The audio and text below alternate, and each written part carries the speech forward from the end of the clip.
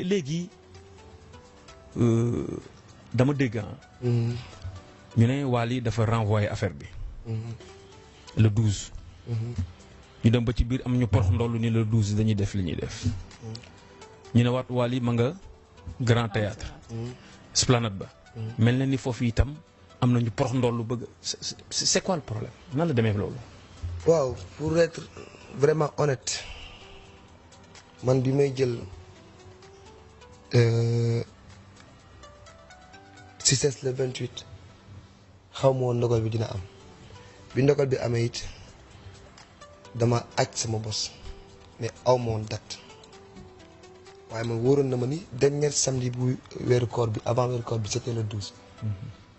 ma woo directeur CICES ma laaj ko est-ce que mën naa annoncer parce que man aw ma choix damay tëggi Paris te dama am engagement à part Paris mu ne ma may naa la ko parce que li nga def c'est noble tu pouvais ne pas reporter mais def nga ko defal nga ko Sénégal yëpp ma ne alhamdulilah ci laa def annonce waaye bi ma defee annonce aussi pour être honnête vraiment honnête je savais que Pape Diouf da doon jouer le 12. xamoon naa ko mais dama jàpp ni rek grawul parce que def nañ ko maag moom ci 21 juin ak avec la Sen TV. mu teg seen fii ma teg seen fii ñu joué mu naay ku nekk kontaan ñëpp ñibbi am na fii ak def naa ko ak ñeneen jarul ñuy wax lim tour muy joué fii ñuy joué fii defaat nañ ko maag Pape Diouf une deuxième fois muy joué port muy joué fii ñu jàkkaarloo même chapiteau après man dama ko jëlee lu normal pour man grawul mais bi ma ko jëlee bi ma yeewoo suba teel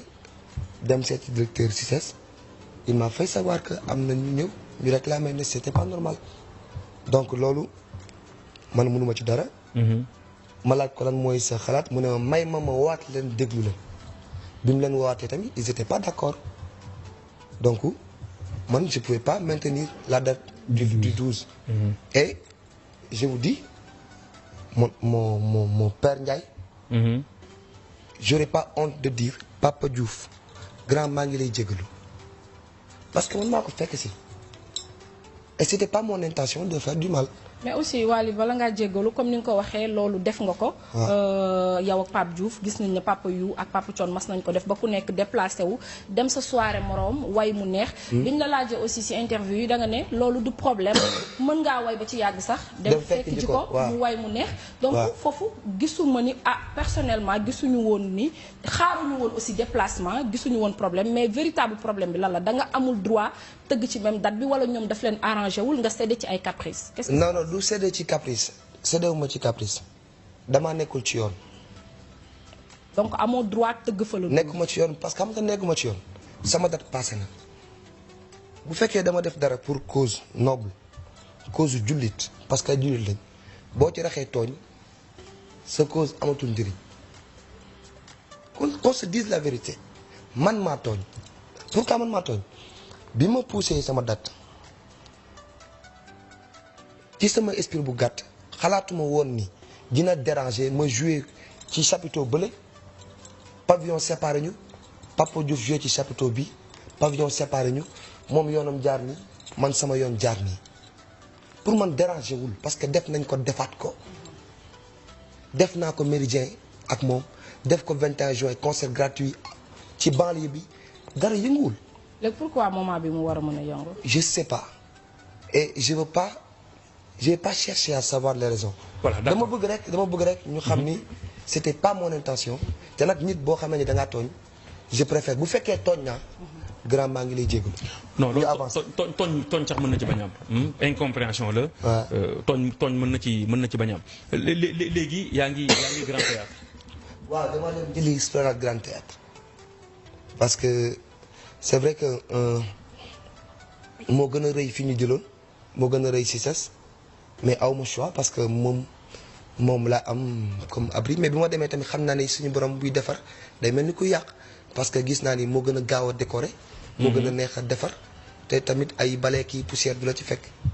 te Alaaji liggéey bu metti aussi dina ci amaat Wally ndax buñ ko doon suivre aussi waa Faramareen ak équipe bi yëpp doon nañ leen gis ngeen di def seen installation et tout te bu doon le 12 peut-être da ngeen koy maintenir mais fi mu nekk nii aussi da ngeen di obligé jële matériel bi ci ses daal di koy yóbbu Grand Théâtre mais aussi foofu li ñu ciy wax rek moom mooy comme ni nga ko waxee dogal bu amee da nga koy nangu en plus aussi fans yi nga xamante ne ñu ngi xaar Wally Ballago Seck aussi mënuñu permettre ñu annuler li nga xamante ne moom mooy anniversaire bi il faut mu am te aussi ñu ngi lay xaar. incha allah waaw ñu ngi lay xaar bu baax incha allah parce que la li ñu mën a wax rek mooy incha allah. suñu borom mooy eggali yàlla na eggali. li ma waroon ak suma soppe def naa ko. yàlla xam ne ni 8h du matin ba léegi maa ngi dox. tàndarma la añee wallahi lazim donc j'avais même pas su ma am woon tey contrat au Grand Théâtre am esplanade bi je pouvais même ma jël sama avion ma tukki. non non parce que du ma toog da ngay delluwaat akapes rek da ngay delluwaat akapes. non non non mënoon naa ko def gratuit sama coûte tout xam nga lu tax loolu Papa Ndiaye parce que j'ai déjà perdu de l'argent ba pare non je sais. waaw ku jël chapiteau yóbbu ko xel comme bâche yóbbu ko te foofu def équipe bi war defar ba desul yàlla ñëw ndogalam nga déplacé wu war ko yóbbu feneen perte nga ba pare mais dafa nekk loo xamante ni am na ñu jënd seen billet ba pare foofu laa doon waaw loolu dafay indi polémique il faut mu am. en plus sax yaa ngi wax ne tàndarma nga añee mais aussi ñu sóoraale fans yi nga xamante ne ku ci mel ni man sama bàjjan ñoom asu amaax dañuy feebar mais bu Wally di tëgg dañuy déplacé wu dem danga naan ko asu mbeen da nga feebar mu ne la feebar naa mais Wally buy tëgg man damay quitter mën naa quitter sama lalu hôpital daal di koy dem rejoindre parce que